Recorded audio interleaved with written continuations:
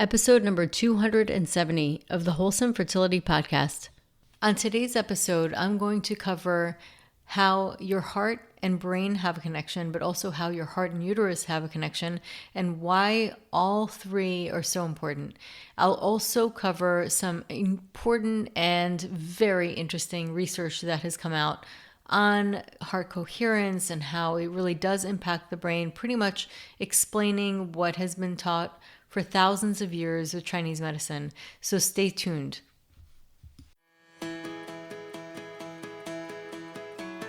Welcome to the Wholesome Fertility Podcast. I'm Michelle, a fertility acupuncturist here to provide you with resources on how to create a wholesome approach to your fertility journey.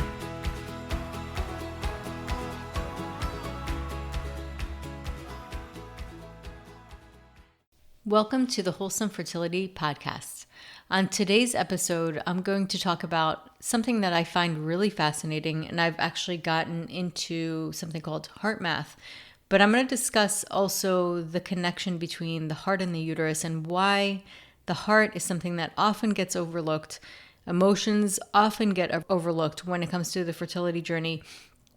Many times when somebody's undergoing fertility challenges, they'll go immediately to what foods they should eat, what kind of supplements they should take, etc. But so much in the, literally, no pun intended, the heart of it really needs to go to the emotional state of the person.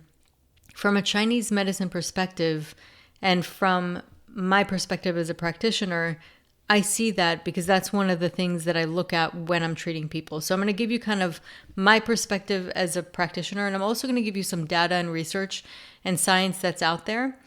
Something called HeartMath Institute, which I'll be explaining a little bit more in a bit.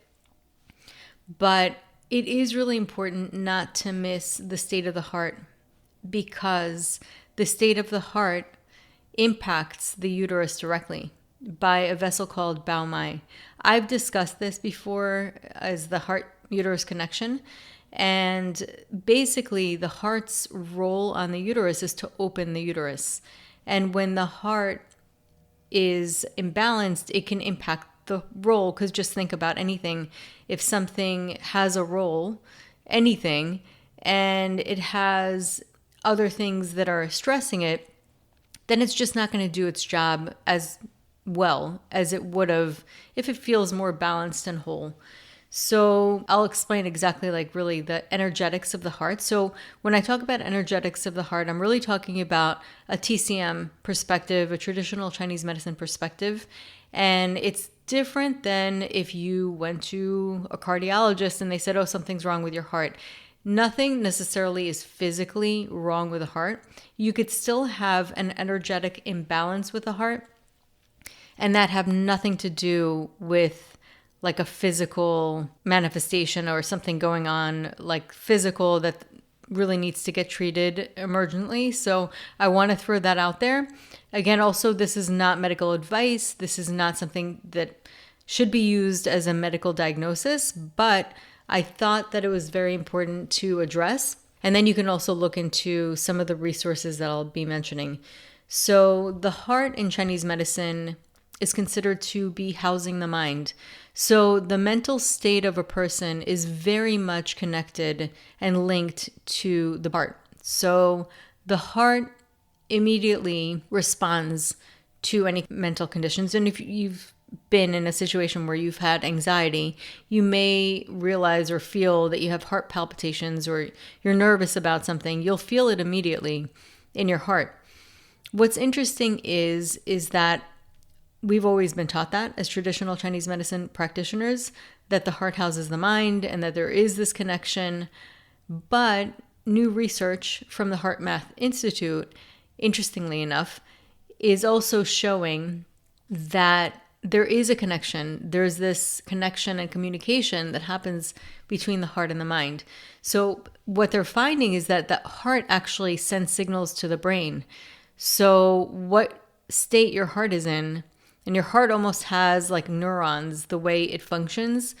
And it's almost like another brain, really. So it's fascinating to just think about, because most of the time you don't really think of the heart as having that much of an impact, but it can actually, similarly to the gut, when they talk about the gut microbiome, if you have a lot of Candida, for example, or if you have certain dysbiosis where there's an imbalance in the microbiome, whatever that microbiome wants, it will signal to the brain for you to eat. So say you have a lot of Candida, which likes sugar, it's going to cause you to crave sugar.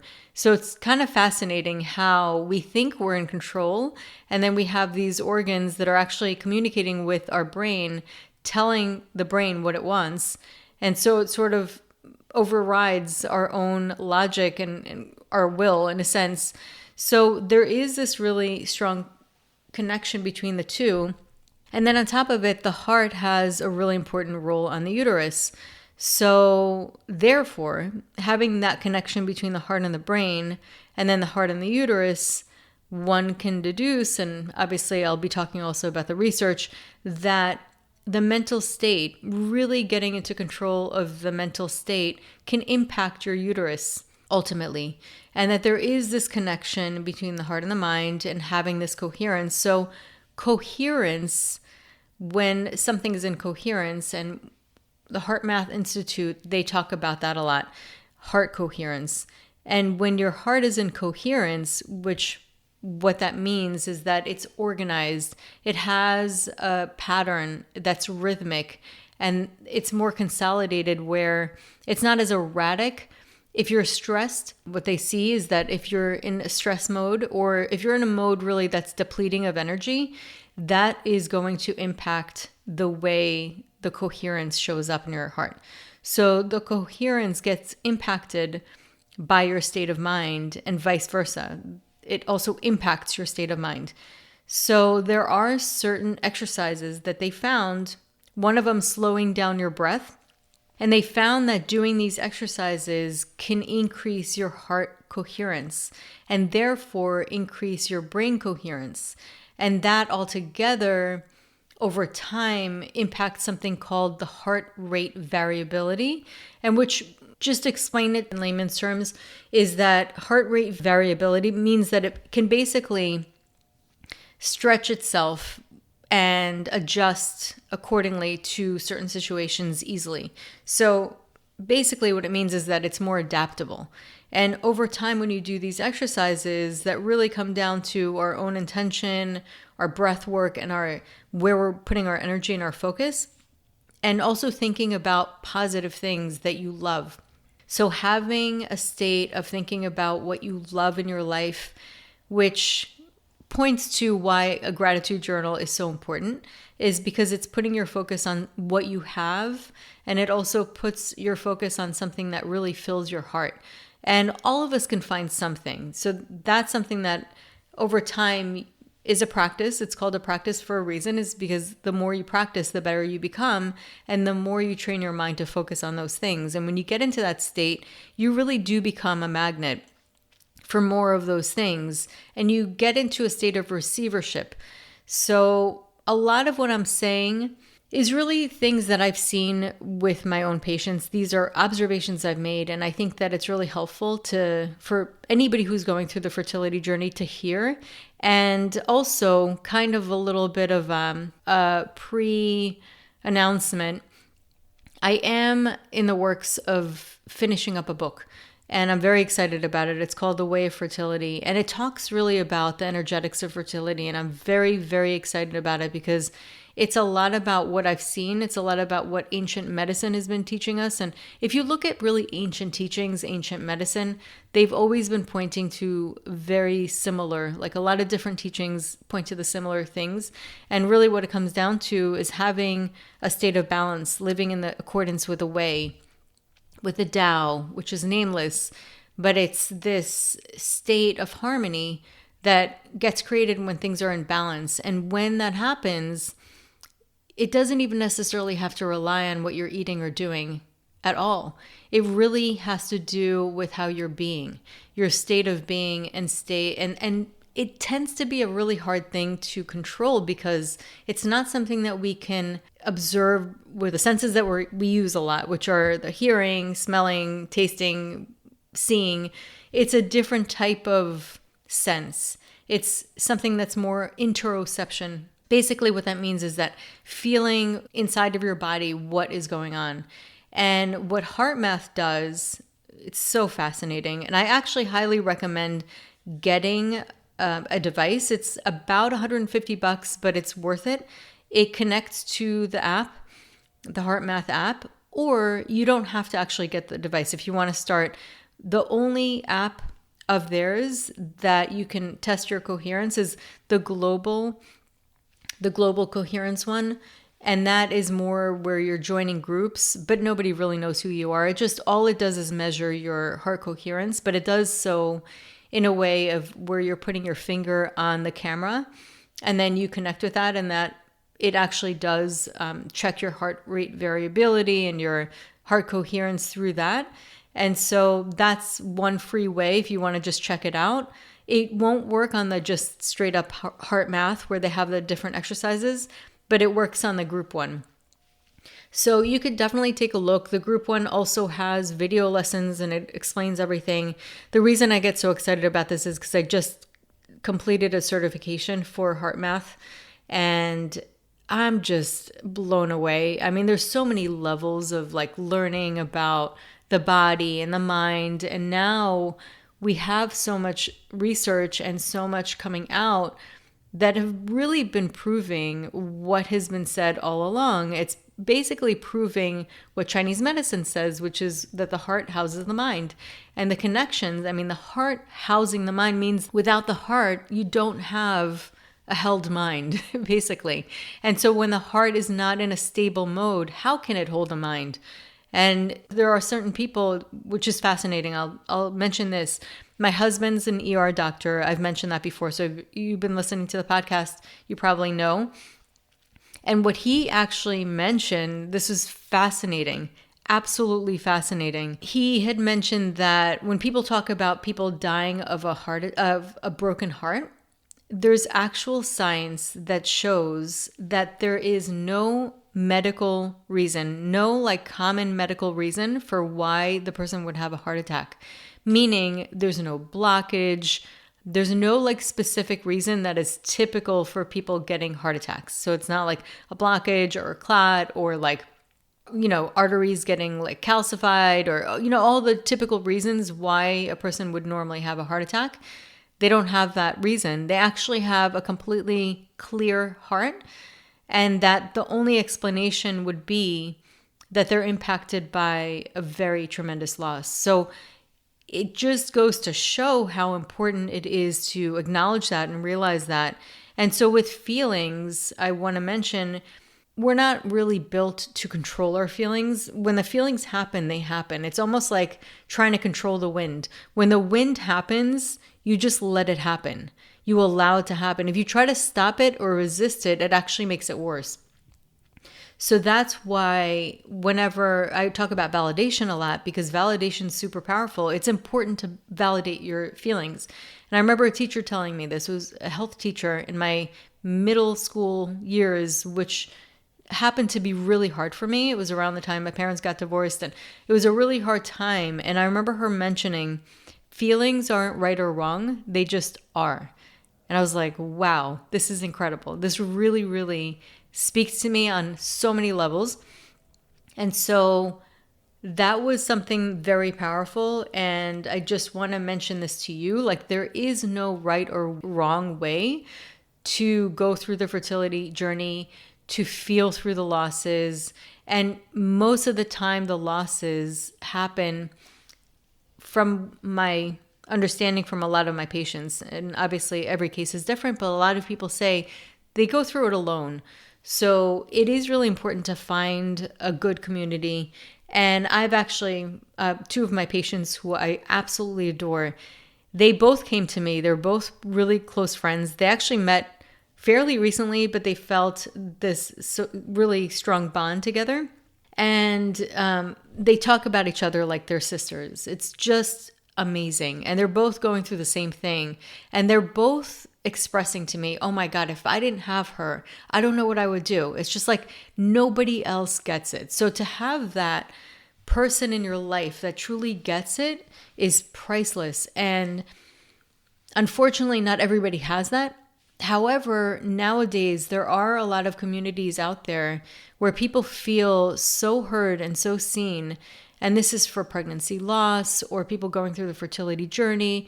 And I'm not talking about just like some of the Facebook groups. And you have to be really careful because sometimes I've heard from a lot of people that it can bring them down and they hear bad news. And so it really depends on what it is, getting clear on like what it is that makes you feel better and finding the group that resonates for you. And sometimes it is just venting, needing a place to vent and have that.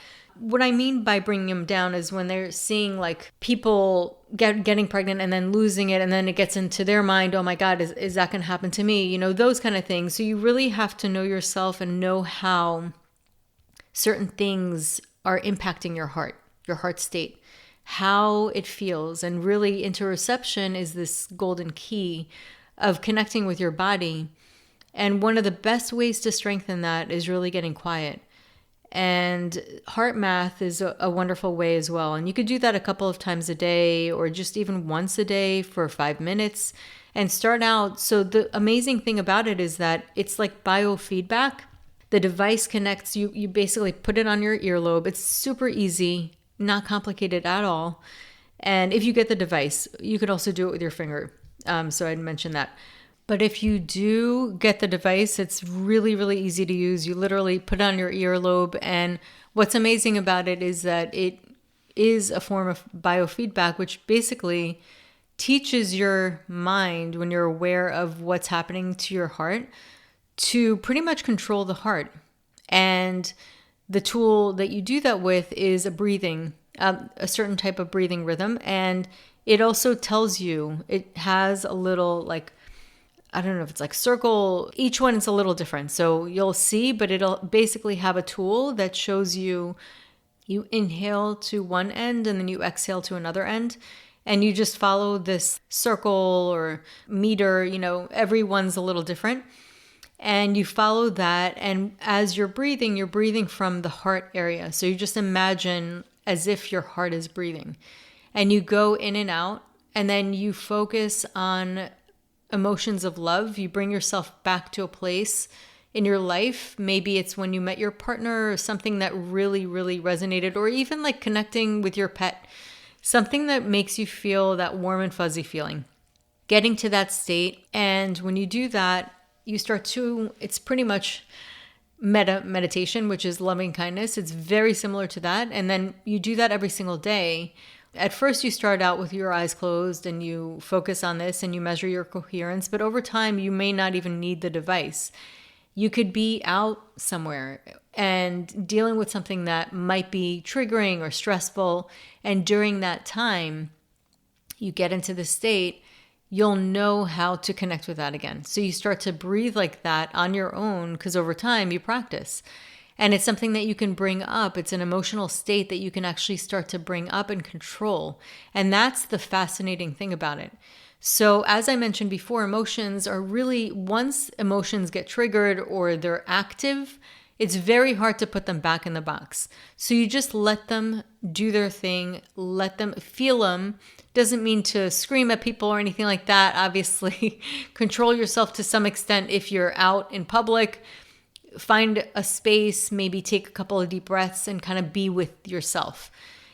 Or if you can, just acknowledge them, talk about them, feel them, be with them. It's okay. Just really validate and go through those emotions. Once that happens, one of the things that you can control, so it's not so much emotions, but what you can control, and this is something that happens over time, is number one, your awareness of what thoughts were you having that contributed to those emotions happening. And most of the time you will find that there are certain thoughts that can make you feel those emotions. So for example, I'm really impatient. So when I'm driving, I get really frustrated with the drivers here in Miami. And what are my thoughts? My thoughts are, I have to be somewhere. And so I start to stress myself out and I feel my heart increasing. So this is just an example. I'm just giving you some random examples so that you understand how thoughts really do come into play. And one evidence of that is why can you have 10 different people with the same exact situation, but they'll have 10 different reactions to them. Some people will get sad, some people will get angry, some people will just not care. Everybody has a different response. What is it that's different about them? It's probably, it's their thought or perspective on the situation. And that is one thing we can't control. So when we do have emotions and they're active, you allow yourself to go through that. You accept it. You don't resist it. You allow it to be. But one of the things that you can do over time is control where your mind is going. And that will empower you, especially when you're dealing with challenges. So one of the ways that I find that helps with that is a gratitude practice. Because all it does is it really trains your mind over time to focus on what you do have. So the small wins, the small tiny wins, my AMH increase, something, even if it's not like a full big one, something that happens, just celebrate those wins. And then if your body does something that you're excited about, like you ovulated or the menstrual cycle is starting to get a little more regular. I have one patient where her menstrual cycle is starting to regulate, but she hasn't gotten pregnant and she's going through the same disappointment every single month, every time she gets her period. And we talked about it. I talked about validating that and allowing herself to have that good cry. And it's important to feel the feelings. And yet she told me, I know that this happened. It was really disappointing, but I'm really happy because my period is better. Like I'm seeing improvements in my body, which tells me that things are going well. So those are small wins. They're tiny little wins. But ultimately, one of the things that I find really powerful is just doing a gratitude journal and slowly moving your mind into a state of thinking about things that make you feel good. And I highly recommend starting this HeartMath practice and looking into the different exercises. You can find also tons of videos about it if you're interested and you want to learn more. On YouTube, just look up HeartMath or go to the HeartMath Institute website, and they have products, they have apps. Again, you could start out with free. I recommend, if you can, invest in the device, but you don't have to have the device. So there are definitely many ways to do that. But what it does is it really ultimately nurtures the state of your heart. And ultimately, the heart is the way through to the uterus. So I'm seeing it from a TCM perspective and how I see my patients getting impacted from the acupuncture and also from lifestyle changes. I see how they get impacted, and I see how the emotion component of it is really, really important. It should not be ignored. It is an important thing. And ultimately, because you deserve to feel well, you deserve to feel good in your body, you deserve to not suffer. So these are little tools. But again, if you are suffering, there's no right or wrong way. Like it just is.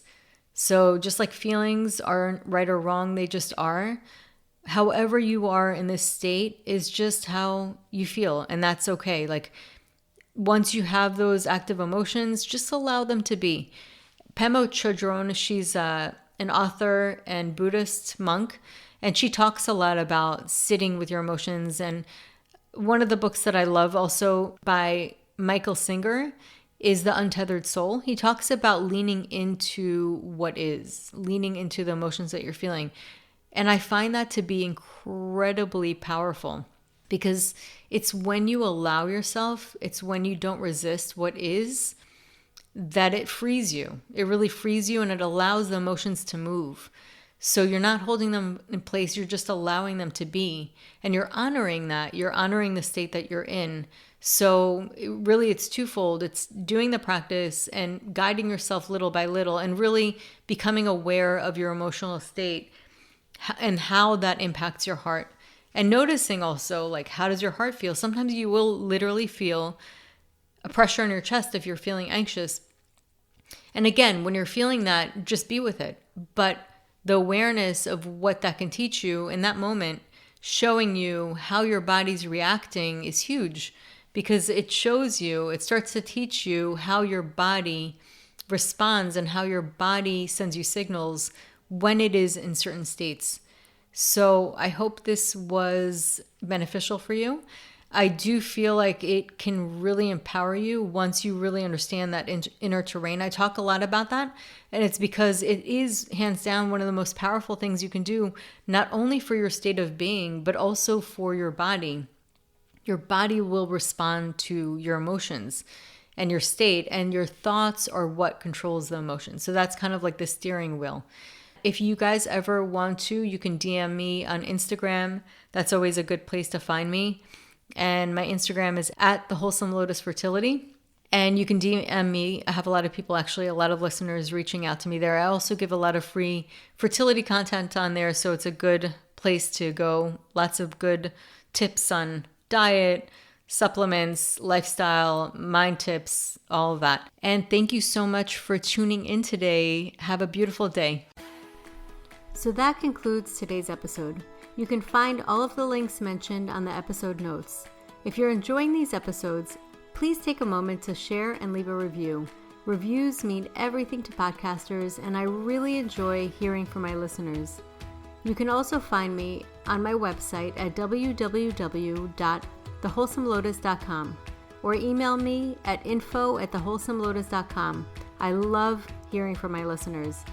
If you're interested and want updates as well as a free ebook on my top 10 fertility boosting habits, you can visit my fertility page on www.thewholesomelotus.com. I thank you so much for listening in and hope that you have a beautiful day.